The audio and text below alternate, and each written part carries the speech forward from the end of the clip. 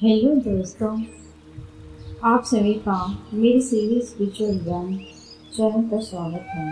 दोस्तों, आज की ये कहानी आप सभी के लिए बहुत ही स्पेशल और दिल को छू लेने वाली साबित होने वाली है, क्योंकि आज के इस ऑडियो के जरिए मैं आपके साथ संत मीराबाई के जीवनी को शेयर करने वाली हूँ, जिसे सुनकर आपकी आंखों से आंसू बहने लगेंगे।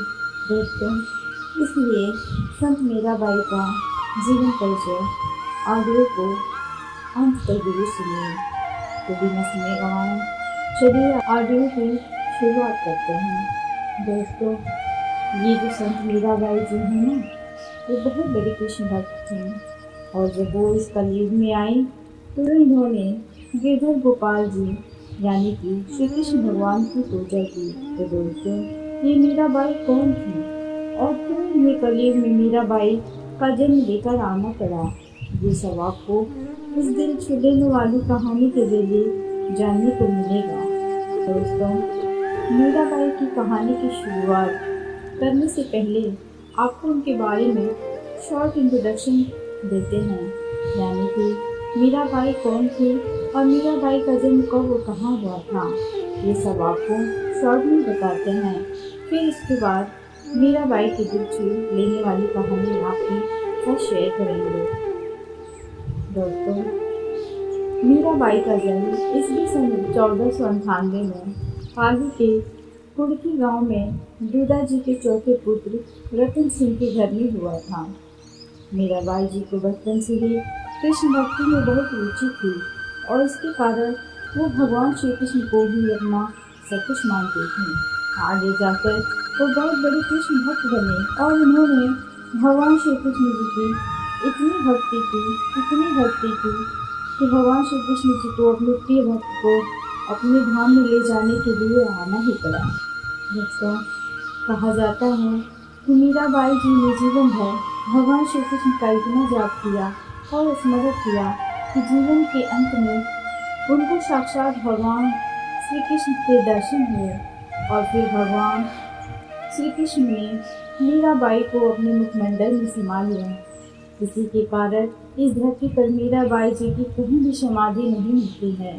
दोस्तों, वो कहते हैं ना कि प्रहलाद महाराज जैसा विश्वास हो, शबरी जैसी आस हो, द्रौपदी जैसी पुकार हो और मीराबाई जैसा इंतजार हो, तो भगवान को अपने भक्त से मिलने के लिए आना ही पड़ता है।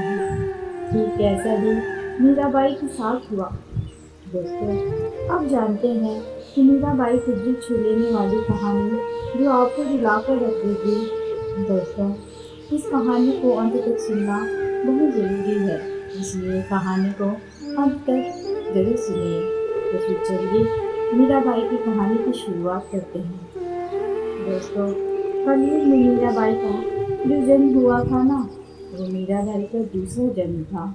इससे पहले भी उनका एक और जन्म हुआ था, जब भगवान श्री कृष्ण द्वापर युग में वृंदावन में लीला कर रहे थे।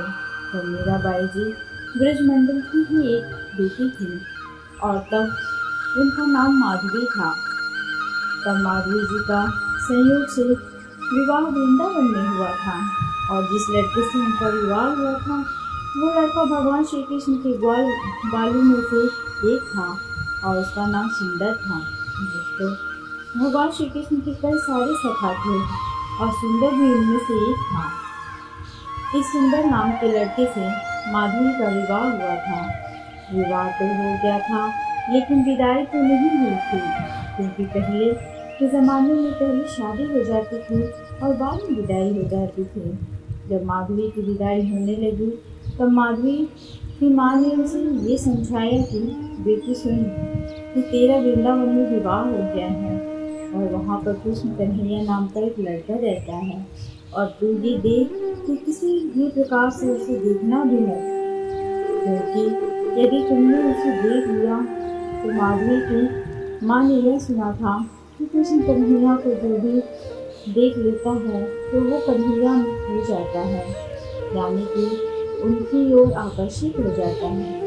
इसलिए माधवी की माँ को यह डर लग रहा था कि कभी मेरी बेटी माधवी कृष्ण कन्हैया पर आकर्षित ना हो जाए। और यदि वो कृष्ण कन्हैया पर आकर्षित हो जाए तो उसका पतिव्रता धर्म नष्ट हो जाएगा। इसलिए माधवी की माँ ने माधवी को ये उपदेश दिया कि तू किसी भी प्रकार से उस कृष्ण कन्हैया को देखना भी मत। लेकिन माधवी की माँ को यह पता नहीं था कि श्री कृष्ण एक भगवान है। वो कृष्ण को सिर्फ एक साधारण पुरुष मानती थी और ये जानती थी कि वो बहुत सुंदर है, जो भी उसकी तरफ देखता है वो मोहित हो जाता है। और इसलिए उन्हें यह लगा कि कहीं मेरी बेटी भी मोहित न हो जाए। और नारियों के लिए तो यह मान्यता है कि वो अपने पति को छोड़कर किसी अन्य पुरुष को ना देखे। यही तो हमें सिखाया जाता है और ये बात भी सही है। माधवी की माँ के द्वारा इतना सब समझाने के बाद माधवी समझ गई। विदाई होने के बाद माधवी जब वृंदावन में रहने के लिए वृंदावन गांव के समीप आ ही रही थी, तभी उसके पति सुंदर ने उससे कहा कि अरे वो सुनती हो, देखना हमारा कन्हैया यहीं कहीं गैया चरा रहा होगा और सुन लेगा कि मैं आ गया हूँ तो अभी दौड़ के आ जाएगा और कहेगा कि भाभी जी को मुँह तो दिखाओ। तभी सच्ची में वहाँ पर भगवान की गैया नजर आई और भगवान सुंदर की ओर दौड़े दौड़े आए। उससे पूछा कि अरे तू आ गया दुल्हन लेके। सुंदर उस समय 16 साल का बालक था और भगवान श्री कृष्ण की उम्र लगभग 7 से 8 साल की थी। फिर सुंदर ने भी भगवान को गले लगाया और भगवान ने भी सुंदर को गले लगाया। उसके बाद भगवान ने सुंदर से कहा कि बहू ले आया तो हमें भी भाभी जी के दर्शन करा दे। तो फिर सुंदर ने बोला कि कान्हा, मैं तुमको क्या दर्शन कराऊं, तेरी तो भाभी है, इसलिए तू ही जाकर के देख ले। उसी पे तो श्री कृष्ण डोली के पास गए और डोली का पर्दा हटाकर भाभी जी से कहा कि भाभी, वो भाभी, अपना मुंह तो दिखाओ। क्योंकि माधवी की माँ ने उससे ये कहा था कि कृष्ण कन्हैया नाम के पुरुष को देखना भी मत, तो इसलिए माधवी ने अपना पूरा मुंह ढक लिया और अपने हाथ पाँव को भी बिल्कुल ऐसे ढक लिया ताकि जरा सा भी शरीर न दिखाई दे। फिर कृष्ण ने कहा कि भाभी, ओ भाभी, जरा अपना मुंह तो दिखा दे। बड़ी सुंदर आकर्षक आवाज़ माधवी के कानों में चली गई, लेकिन माधवी ने कोई उत्तर न दिया और ना ही अपना मुंह दिखाया। फिर भगवान समझ गए कि कुछ तो गड़बड़ है। फिर भगवान ने माधवी से कहा कि अच्छा भाभी, तो सुनो, आज हम आपका मुंह देखने आए तो तुम हमें अपना मुंह नहीं दिखा रही हो, अब तुम सदा हमारा मुंह देखने के लिए तरसोगी। कर करके भगवान वहाँ से वापस घर आ गए। फिर उसके बाद माधवी अपने ससुराल मतलब वृंदावन में आ गई और भगवान भी वहाँ पर थे, वहीं से आना जाना होता था। माधवी जब भी भगवान के आने का आहट सुनती तो माधवी अपना मुंह ढकती थी। जब भी सुंदर अपने कान्हा की बात करता था तब माधवी उसे इग्नोर कर देती थी।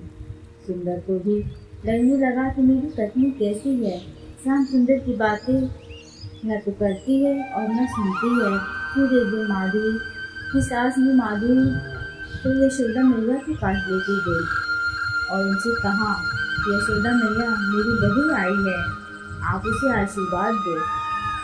माधवी भगवान के घर में बैठी हुई थी, तभी वहाँ पर भगवान आ गए। श्री कृष्ण ने कहा कि माँ, कुछ खाने को दो, बहुत भूख लगी है। यशोदा मैया ने कान्हा से कहा कि लल्ला, तू थोड़ा बैठ, मैं तेरे लिए कुछ खाने के लिए लेकर आती हूँ। अभी श्री कृष्ण भगवान ने यशोदा मैया से कहा कि घर में जो बहू आई है वो किसकी बहू है। यशोदा मैया ने कहा कि बेटा, वो सुंदर की पत्नी है। और ये सुनकर भगवान समझ गए कि वो सुंदर की पत्नी है, इसलिए वो वहाँ से भाग गए। क्योंकि भगवान ने माधवी से कहा था, एक दिन तू भी मेरा मुँह देखने के लिए तड़पेगी, लेकिन मैं नहीं देखूंगा। ऐसे करते करते बहुत दिन बीत गए। फिर एक दिन हुआ ये कि इंद्र ने मूसलाधार पानी बरसाया, उसके कारण पूरे गांव में पानी ही पानी हो गया। तब भगवान ने ब्रजवासियों की रक्षा करने के लिए गोवर्धन पर्वत को अपनी एक उंगली पर उठाया और सारे ब्रजवासियों की रक्षा की। और जब भगवान ने गोवर्धन पर्वत को उठाया तब सब लोग उस पर्वत की तलहटी में आ गए और सबने वहां जाकर शांति पाई। और जिस दिन भगवान ने गोवर्धन पर्वत को उठाया था ना, उस शाम माधवी को कुछ दिखाई नहीं पड़ा कि किसने पर्वत उठाकर रखा हुआ है।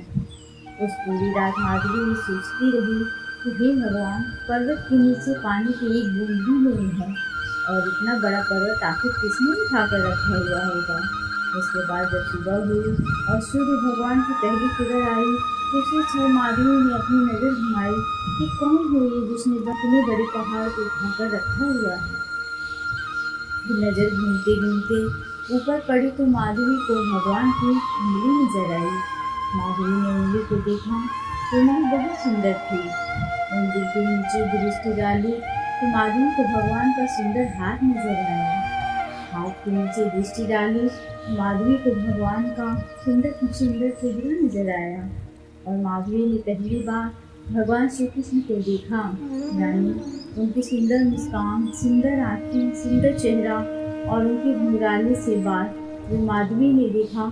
माधवी ये समझ गई कि एक उंगली से पहाड़ उठाने वाला और उन्हें 7 दिनों तक उठाकर रखने वाला कोई साधारण पुरुष नहीं हो सकता, बल्कि वो भगवान ही हो सकता है। ये सब देखने और जानने के बाद तुरंत माधवी रोने लगी और मन ही मन कहने लगी कि हे माँ, तुमने मुझे कौन सा गंदा पाठ पढ़ा दिया।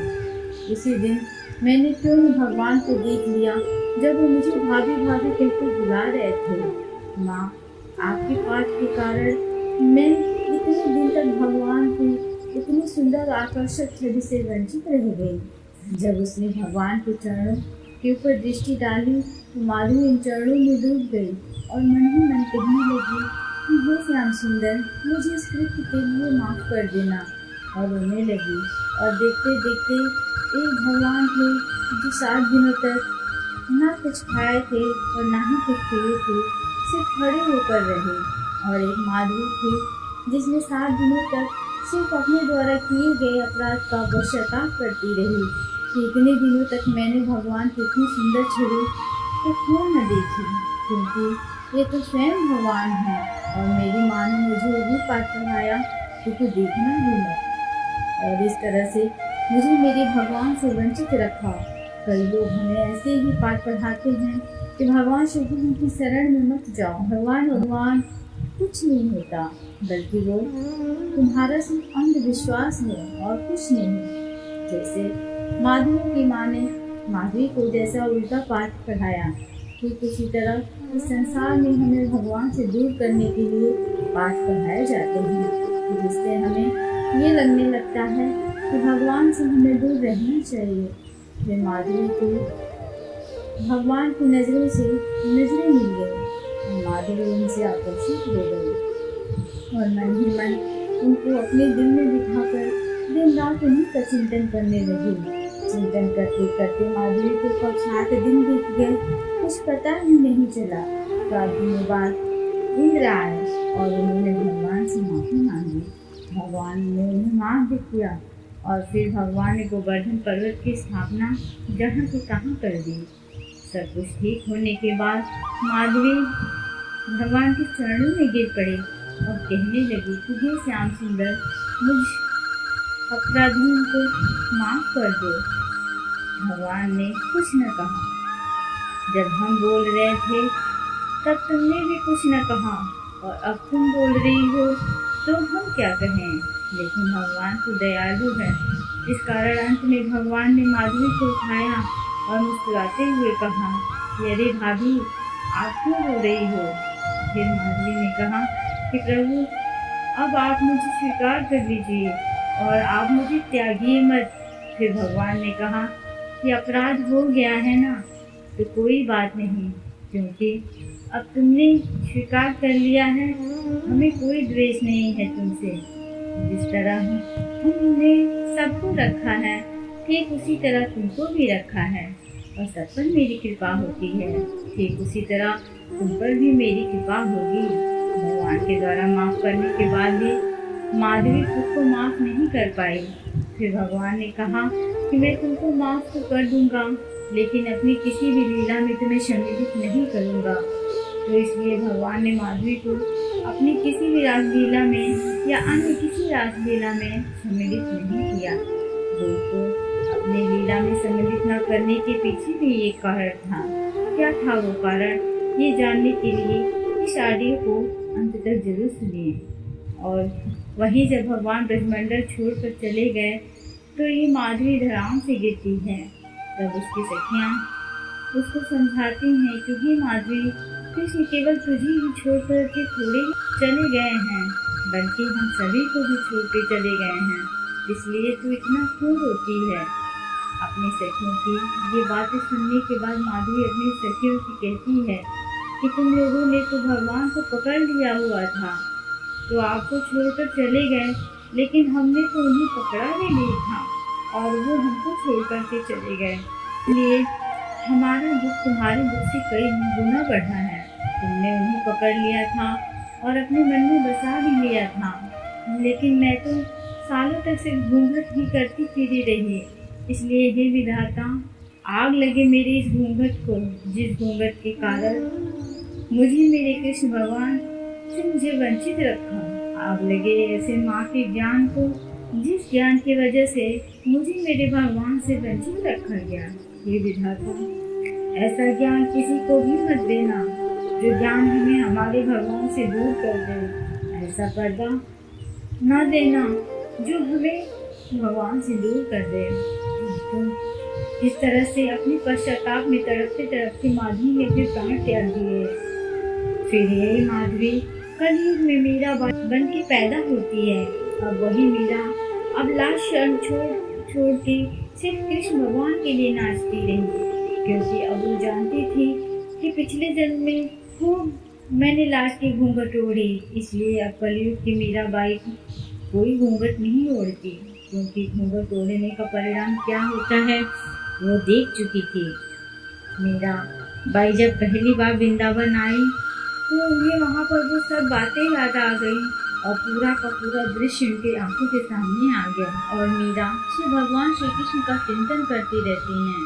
सारी जिंदगी भगवान श्री कृष्ण का ही नाम जपती रही और संसार के लोगों को भी यही कहती रही कि अरे भैया, क्या तुम इस संसार के माया जाल में उलझे पड़े हुए हो, भगवान के चरणों में क्यों नहीं चलते हो और उस आनंद में क्यों नहीं खो जाते हो, क्योंकि वही परम सत्य है। फिर उसके बाद मीराबाई द्वारिका चल पड़ी और अंत में भगवान का इतना स्मरण किया और इतना नाम जपा कि द्वारकाधीश श्री कृष्ण ने मीराबाई से कहा कि पिछले जन्म में मैंने तुम्हें स्वीकार नहीं किया, लेकिन इस जन्म में मैं तुम्हें स्वीकार करता हूँ, क्योंकि तुमने हमारी भक्ति करके अपने आप को पवित्र कर लिया है। और फिर वही भगवान श्री कृष्ण अपना मुख खोलते हैं और पूरी की पूरी मीरा भगवान के मुखमंडल में समा जाती है। दोस्तों, इसी कारण इस धरती पर मीराबाई को कोई समाधि नहीं मिलती। दोस्तों, मीरा बनकर कृष्ण के लिए नाचना सबके बस की बात नहीं है, इसलिए धन्य है मीरा और धन्य है मीरा बाई का दिव्य चरित्र। दोस्तों, ये थी मीराबाई की कहानी। आप सभी को कैसी लगी ये हमें नीचे कमेंट बॉक्स में कमेंट करके ज़रूर बताएं। दोस्तों, अगर आपको ये ऑडियो पसंद आया होगा या आपके लिए उपयोगी साबित हुआ होगा तो इस ऑडियो को अपने दोस्तों तक जरूर शेयर करें और चैनल को लाइक, शेयर एंड सब्सक्राइब जरूर करें। Thanks for watching.